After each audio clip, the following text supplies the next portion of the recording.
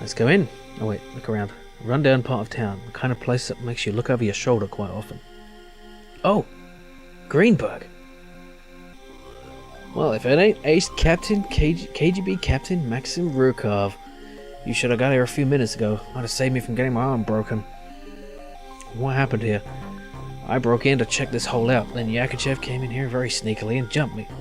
I was lucky to be able to get my gun out and shoot the bastard. I'm not planning to hang around here much longer with this busted arm. Out of action for a day or two. The gun made a lot of noise, so I'll give the militia 10 minutes maximum to get here. If you have questions, make it fast. Okay.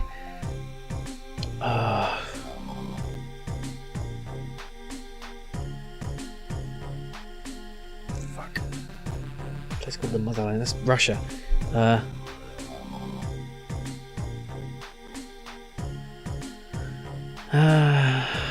Damn it. You find anything before this character arrived? Nothing special. I'm just trying to learn what I can about Pamyat. They're Jew-haters, drooling racists. Jews have had a hard time enough under your commies. When your country collapses into anarchy, who knows how many black shirts will crawl out of the woodwork. You're in for some big problems, Rukov. I'm interested in the international contacts these crazies may have. The world's gonna be a dangerous place, believe me. Don't worry, things will get much better after the fall of communism. Yes, they are. Thank you. Sorry. What brought you here? I followed some information just like you, except I got here first. I have to learn the trick of letting others do the dangerous work.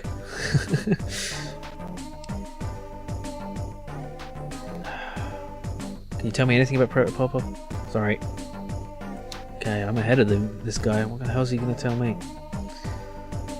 I've heard of Professor Sibilenko. Sibilenko? Isn't he a parapsychologist or something? Studies mind readers and stuff? That might be him. Yeah, Memory's Bible, a Book of Death. Familiar? What is this garbage, Rukov? Memory's Bible? Oh my god, Memory's Bible. Pamyat means memory, right? What book would the ultra-nationalist, fascist, anti-Semitics consider to be their Bible? I don't know. With some difficulty, Greenberg pulls a fat book from beneath his jacket and hand. Oh, Mein Kampf, of course. Jew haters. Yeah. Adolf Hitler's deranged Nazi philosophy. This book has been translated into Russian. It's full of notes pointing out how Hitler's solutions can be adapted to the Russian situation today. Whoever told you that stuff about Memory's Bible was pointing at Pamyat. It was a hallucination of my father in a crazy psycho box.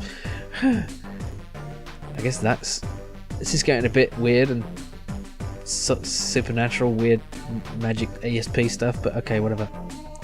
Beyond the illusionary's falsehood, heard that before? Should I have? Sounds like the kind of poetry I wrote when I was a moody kid. Okay, well that was nothing. Martyr's Fate ring any bells? Not for me. Motherland? Apart from Russia itself? Hey, wait a second. Look what I found inside that copy of Mein Kampf. Bookmark. It carries an advertisement for an art gallery, The Motherland, in Great Patriotic War Street. The names of these streets. If you haven't got me with that Memory's Bible reader, I wouldn't have remembered the bookmark. So the Rogov, what are you going to do next? I have to meet someone, then I have to get this arm fixed. Pity I couldn't question Yakachev before I killed him. Does the Rogov Institute mean anything to you? Not a thing. Is that body dead or just sleeping? If he wakes up, it won't be in this world. Okay. No objects. Take a look around. Depressing place to live. Closet, nothing. Bed, nothing. Kitchen area.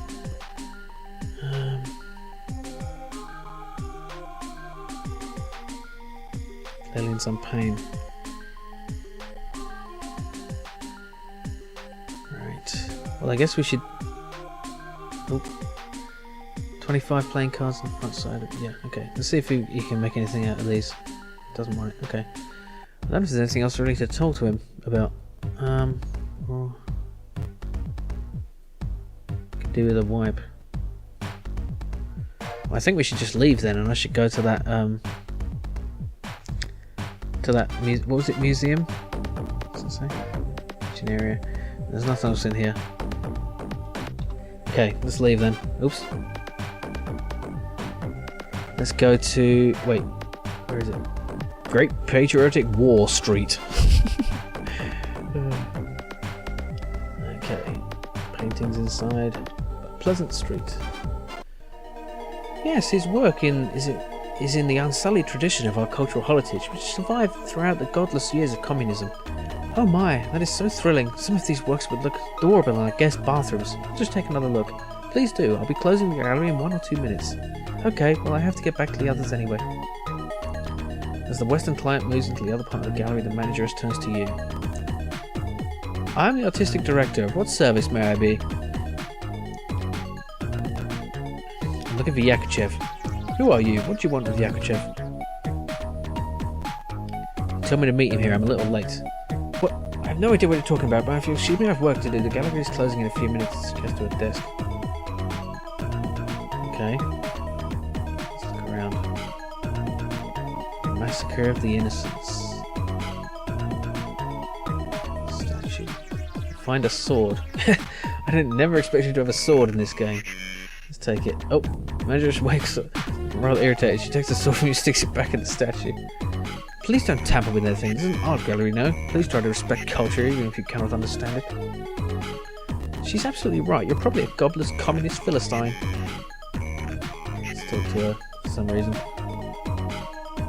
Do you admire our religious art? You followed me in here, I suppose, hoping to take advantage of a little lost female tourist. Get lost, buster. She turns away with a brief glance at the watch that's about admiring the remaining artworks as fast as she can. Back of the gallery. I recognise that from the from the loading screens. Nicholas II.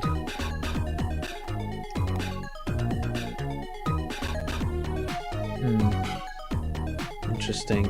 There's nowhere else to go. Wait a minute. The closet door.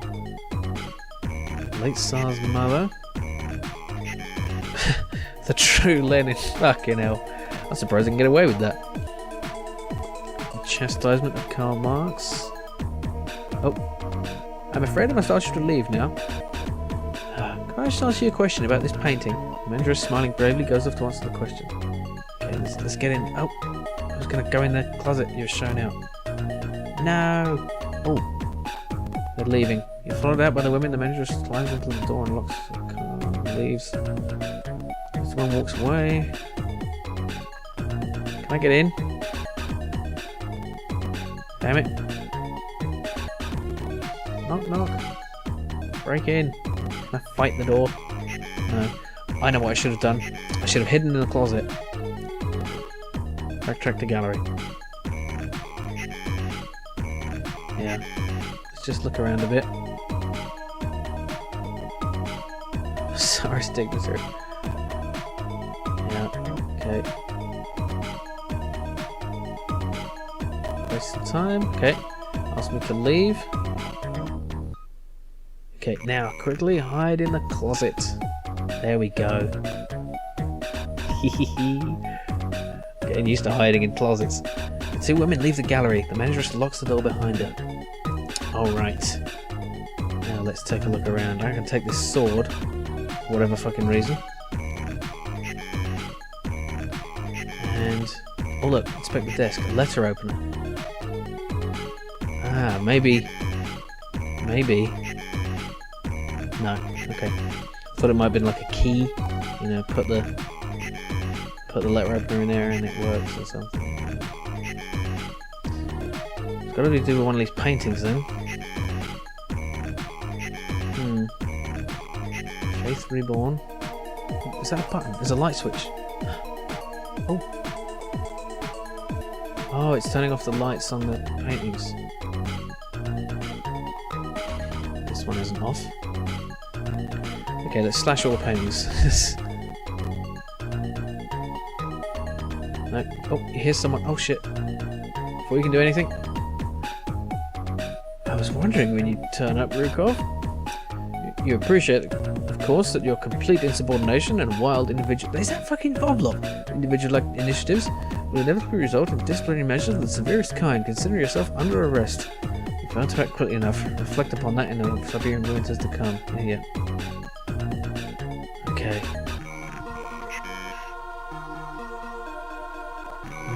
Oh, there's a light switch. Oh, it's the same thing.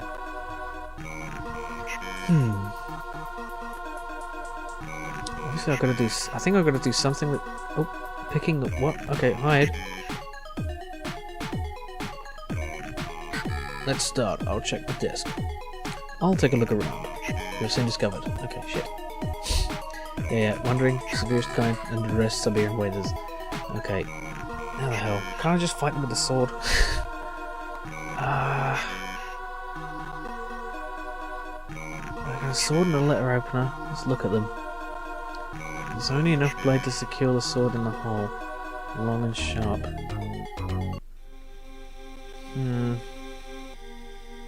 Oh. Damn it. Oh! It worked! I thought I tried that already. Okay. That's weird and annoying, but okay, fine. It let me in. It's a secret door. A dazed man. It... Comrade President? Is that... That looks like Gorbachev.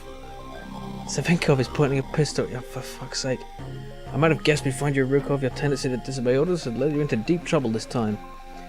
This seated comrade is a certain Protopopov. Tomorrow he will appear on television. Meanwhile, the real Mikhail Sergeyevich will be in custody. The fool imagines he has destroyed the power of the party. Perhaps we could be brief, comrade. Very well. As you may have gathered, Rukov, the video cassettes were no more a cover. Bait for the corrupt Kuznetsov. Your role was to distract him and provide enough proof for us to have him executed. Protopopov was the real object of the exercise. They're trying to replace Gorbachev. Comrade Volvlov and I are both surprised at your abilities. Comrade Galushkin assured us you would be easily controlled. He was wrong. Rukov has been lucky, that's all. Have you finished, comrade? Nearly, comrade. No, Rukov, it wasn't luck, was it? Someone has been guiding you, and whoever it is probably in Kuznetsov's department. After killing you, I shall find him and discover exactly who he is working for. He aims a pistol in your face. What? Savinkov's gun dropped to the floor, followed by its dead owner. Vovlov's smoking pistol now points at you. Comrade Colonel? I'm afraid Savinkov was altogether too intelligent and inclined to display it. I could, of course, have eliminated Cutthread before Savinkov interrogated him, but if I'd been too late, then our dead comrade here would have discovered that I was Cutthread's controller. You! Listen carefully, Rukov. You've done well. Your activities managed to panic Savinkov into coming to me. I infiltrated Savinkov and Galushkin's organization some time ago, and I thought I'd succeeded in dissuading them from carrying out this new birth plan with Protopopov. Clearly, their masters ordered them to go ahead without me. Major Volvlov observes your reaction with narrowed eyes. Before you can say anything, he goes on. When Galushkin learned that Yakuchev had kidnapped Protopopov, he put a bullet in through his own head. Whoa. He was probably convinced that his plan was about to backfire. Savinkov then turned to me. The question is, what shall we do next?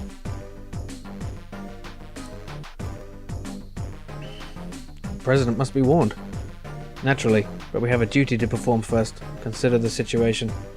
We have no backup here, and our enemies, both Pamyat and Savinkov's hardliner friends, could arrive any second. Poor Protopopov represents an enormous menace to the country. Our duty is unfortunately to kill him. Luckily, he's unaware of anything's happening. You will break his neck, Rukov. Now. Why don't you shoot him? Because I need to know if you have the guts for your dirty work. Do your job. Once again, a moral dilemma. This guy legitimately does pose a significant threat to the future of Russia and the world. If the fucking pseudo-Nazis and Pamyat guys and the hardliners get this guy in control of the country, Volvlov will do it anyway. What am I seeing in the cell? Protopopov won't even know what's happening. He smoked his last Cuban cigar. Duty is sometimes unpleasant, Rukov, but it's your duty to obey. What? Uncle? Look, it's the old man from scene 24. Put down the gun, Comrade Major. We don't want any accidents. Comrade Colonel Rukov, what are you doing here? I have the situation under control. I intended reporting to you this afternoon. Reporting to him? I was a little anxious about my nephew Maxim. I can see you're still alive, Max. Uncle Vanya, I need an explanation. I shall explain all this fully a little later. Comrade Vovlov has been working for me for some time. He infiltrated a gang of hardliners. Unfortunately, his position didn't allow him much field work, so I arranged for your transfer to Department P. You have done well. Your father would be proud of you. You should not have exposed yourself, comrade. Now your identity will be known. My own position is compromised. I have a problem, comrade Major. When you reported Galushkin's suicide to me, you forgot to mention he had his brains blown his brains out not once, but twice. So I began to feel concern for my nephew's life. So much the better. I'd have been obliged to eliminate you anyway. I was forced to kill Galushkin. He was an incompetent bumbler and he was in my way. I tried to talk him out of the Protopopov idea, but he went ahead anyway. Then Yakuchev, of all people, kidnapped Protopopov, and Galushkin naturally fell to pieces. And now you intend killing us all. You were a fool to come here unarmed. I have some armed people outside. My intention is to avoid a bloodbath. My nephew's death would cause me a great deal of pain and guilt. I suggest we come to a reasonable agreement, since you can't hope to escape him. That is an old trick, comrade. We both know there are no armed men outside. There can be no agreement. You must all die along with Protopopov. He has become useless and a liability to my friends. You must realize I have left a full account of this entire affair in trustworthy hands. You will be caught. You're a fool, old man. I represent forces that cannot be stopped. We shall see whether you and your friends can wrest power from the forces of progress. I'm afraid you won't be alive to see anything, you cripple. Vovlov aims casually at Vanya's head. Oh! No! The bullet hits Igor in the stomach. He continues to charge and crashes into Vovlov. They both fall heavily to the floor. Igor! He smoked... What? No. That's...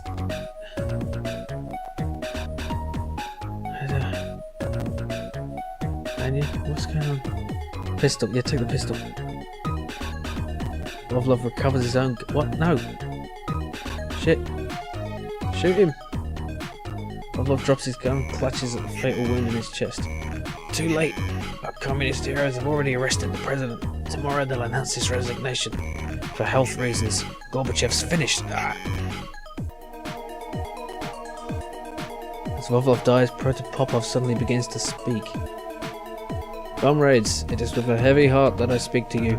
My health, already weakened by years of selfless, if misguided toil, has worsened considerably. I can no longer assume the functions of my office and must resign. The chaotic and reckless adventures of Perestroika and Glasnost, for which I accept shameful responsibility, have at least taught us this.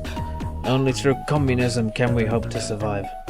The emergency committee of tried and trusted communist patriots who have generously accepted to replace me at the head of the Soviet Union expect full cooperation and understanding from all citizens.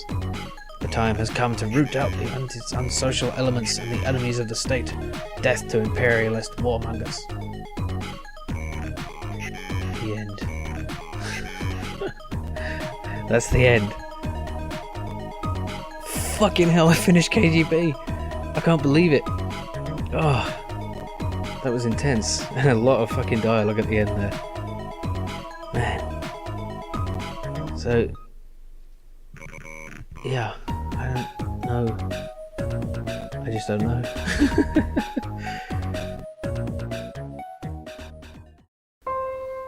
I won't pretend to be knowledgeable about the fall of the Soviet Union and the surrounding events, but I've read up a little since, and what I've learned is that the events of this time are complicated. In short, the day after the events portrayed here, there was an attempted coup by communist hardliners who wanted to reverse the reforms of Gorbachev. The events of this game portray an attempt to replace Gorbachev with a double who would denounce his reforms and step down voluntarily. This would clearly have been a preferable way for the hardliners to achieve the changes they wanted. The coup was Plan B, and only went ahead because of the actions of Rukov in foiling New Birth. The coup failed after 3 days, and Gorbachev was back in office.